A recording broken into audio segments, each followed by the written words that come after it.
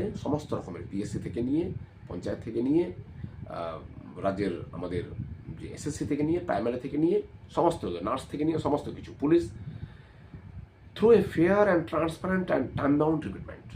Welcome back again. আজকের বিধানসভা অধিবেশনের প্রথম দিন, বাজেট অধিবেশনে বলা হয়, কেননা আগামী 22 তারিখে খুব গুরুত্বপূর্ণ এই সরকারের প্রথম বাজেট ঘোষণা হতে যাচ্ছে। বাজেট নিয়ে অনেকের অনেক রকম আশা আকাঙ্ক্ষা আছে, আমরা সেটা পরে আলোচনা করব। চাকরি প্রার্থীদের ভবিষ্যৎ নীতি বা রিক্রুটমেন্ট প্রসেস কি হতে যাচ্ছে এই বাজেটে, সেটার সুস্পষ্ট ইঙ্গিত পাওয়া গেল আমাদের মাননীয় রাজ্যপাল মহাশয়ের বক্তব্যে। তার বক্তব্যে জুড়ে প্রচুর কথা বিগত সরকার থেকে নিয়ে বর্তমান সরকারের যে নীতি নিয়ে আলোচনা হলো। বক্তব্যে তিনি সুস্পষ্টভাবে বর্তমান সরকারের স্ট্যান্ড পয়েন্টগুলো ক্লিয়ার করলেন। তার সঙ্গে বিগত সরকারের যে ভুল ভ্রান্তিগুলো ছিল, নীতির যে ভুলগুলো ছিল, ইমপ্লিমেন্টেশনের সংরক্ষণ নীতি ইমপ্লিমেন্টেশনের যে ভুলগুলো ছিল, সেগুলো কিভাবে শোধরানো হয়েছে সেগুলো ব্যাপারে তুলে ধরা হলো। এবং তার বাজেটের একাংশই আগামীর চাকরি প্রার্থীদের যে চাকরির পরীক্ষাগুলো, সেই চাকরির পরীক্ষাগুলো কিভাবে হতে যাচ্ছে, কোন পদ্ধতিতে হতে যাচ্ছে, এবং সংরক্ষণ নীতি 100% রোস্টার, 5 ইয়ার্স এজ ইনক্রিমেন্ট থেকে নিয়ে সমস্ত বিষয় তুলে ধরা হয়েছে। এবং সেগুলো কিভাবে প্রভাবিত হবে বর্তমান চাকরি প্রার্থীদের উপর, সেটার ব্যাপারে কিছুটা ইঙ্গিত পাওয়া গেল। আমাদের রাজ্যপাল মহাশয়ের যে একাংশের যে বক্তব্য, সেটা সুস্পষ্টভাবে চাকরি প্রার্থীদের ব্যাপারে যেটা বলেছে সেটা আমি তুলে ধরছি সরাসরি।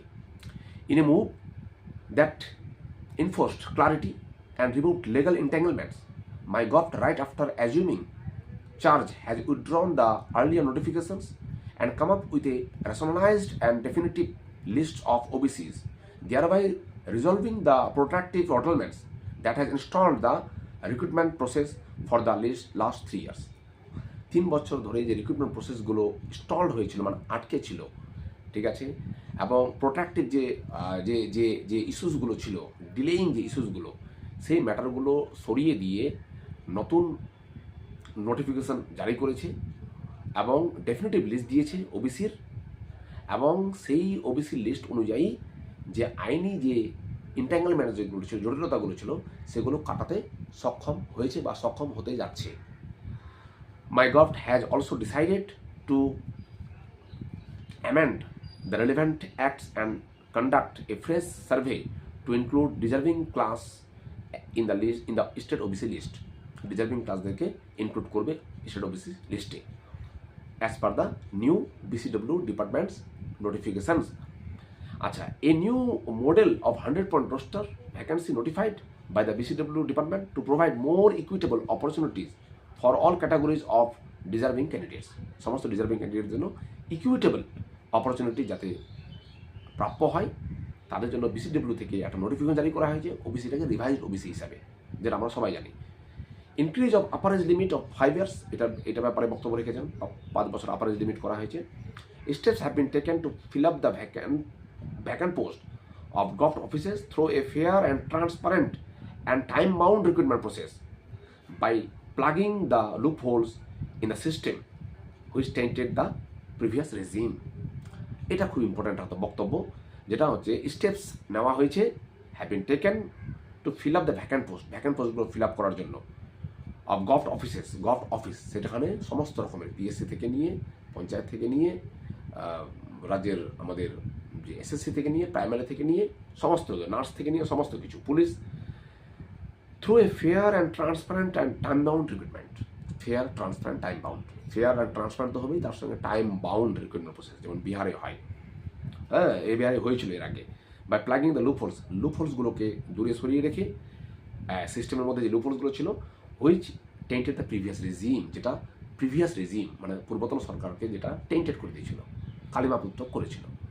এবং তাতে তার কিছুটা ইঙ্গিত আমরা পাচ্ছি। বিভিন্ন নোটিফিকেশনস, বিভিন্ন দপ্তরের যে যারা বিগত সরকারের যে পলিটিক্যালি অ্যাপয়েন্টেড হোক বা চার্জশিটে নাম থাকুক যাদের এগেনস্টে বিভিন্ন করাপশনের ক্ষেত্রে, তাদেরকে বাদ দিচ্ছে বা তাদেরকে বিভিন্ন জায়গায় ট্রান্সফার করছে। আজকেই আমরা পেলাম আমাদের এসএসসির যে সচিব অরুণ মহাশয়, অরুণ বাবু, তাকে সিএমওতে পোস্ট করা হলো, ঠিক আছে, এসএসসি থেকে। তার জায়গায় নতুন কেউ আসবেন।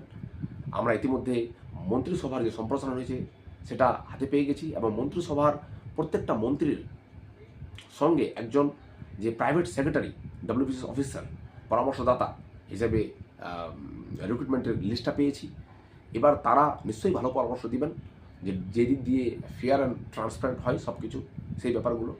তার সঙ্গে আমরা ওবিসির ম্যাটারে বিগত যে রিক্রুটমেন্ট প্রসেসগুলো চলছিল, অ্যাপ্লিকেশনগুলো চলছিল, সেখানে এডিট অপশন দিয়ে নতুন ওবিসিটার আকারে পুট করতে বলা হচ্ছে। আমরা গতকালে একটা নোটিফিকেশন পেলাম, জেই বিপিএন যে অ্যাপ্লিকেশনগুলো ছিল সেখানে নতুন ওবিসিটার লিস্ট হিসাবে আবার এডিট অপশনে গিয়ে পুট করতে বলা হয়েছে। তো এই ম্যাটারগুলো তো ঠিক আছে, কিন্তু বিগত সরকারের যে রিক্রুটমেন্ট প্রসেস, সেই রিক্রুটমেন্ট প্রসেসের অনেকটা যে এগিয়ে গেছে অনেকাংশে, সেটার কী হবে? আর সেই রিক্রুটমেন্ট প্রসেস কিন্তু টাইম বাউন্ড ছিল, টাইম বাউন্ড সরকারের দ্বারা না, সুপ্রিম কোর্টের দ্বারা। সেই টাইম বাউন্ড রিক্রুটমেন্টের অনগোয়িং প্রসেসের যে এতদিন ধরে থমকে থাকা, সেটা কিন্তু ভালো ইঙ্গিত করছে না। এবং তার সঙ্গে ওবিসি যে ইস্যুটা চলে এসছে, এই ম্যাটারে রাজ্য সরকারের যে কী নীতি, সেই নীতি তো ঘোষণা হয়ে গেছে মানে বর্তমান আগামীর ক্ষেত্রে, কিন্তু বিগত ক্ষেত্রে রাজ্য সরকারের ওবিসি নিয়ে কী নীতি, কী স্ট্যান্ড পয়েন্ট, সেটা কিন্তু এখনও ঘোষণা হয়নি। আমরা শুনেছি যে রাজ্য সরকার আইনি পরামর্শ নেওয়ার অপেক্ষায়। এবার আইনি পরামর্শ কতটা পজিটিভ বা নেগেটিভ এলো সেটা নিয়ে কিন্তু এখনও পরিষ্কার নাই। তো এদিকে টাইম বাউন্ড সুপ্রিম কোর্টের বেঁধে দেওয়ার সময় অনুযায়ী রিক্রুটমেন্ট প্রসেস কমপ্লিট করতে হবে। এদিকে বাজেট ঘোষণার সময় চলে আসলো। আমি আমার আগের বক্তব্যে বলেছিলাম যে বাজেট ঘোষণার আগে হয়তো কোনো রকমভাবে কোনো স্টেপ নেওয়া হবে না, সেটাই হতে যাচ্ছে। আর নতুন করে বাজেট ঘোষণা না হওয়া অবধি কোনো কিছু আমাদের জানা যাচ্ছে না। বাজেটের মাধ্যমেই আমরা জানতে পারবো রাজ্য সরকারের মানে ডিসাইডেড নীতি কী হতে যাচ্ছে, সেই ব্যাপারগুলো। তার কিছুটা ইঙ্গিত আমরা রাজ্যপালের বক্তব্যে পেলাম। এবার আগামী বাজেটেই আমরা জানতে পারবো যে রাজ্য সরকারের যে স্ট্যান্ড পয়েন্ট কী হতে যাচ্ছে অনগোয়িং পাস্ট রিক্রুটমেন্টগুলোর ক্ষেত্রে। ততদিনে আমরা বাজেট জন্য অপেক্ষা করে থাকি। এর মধ্যে কিছু আসলে অবশ্যই জানানো হবে।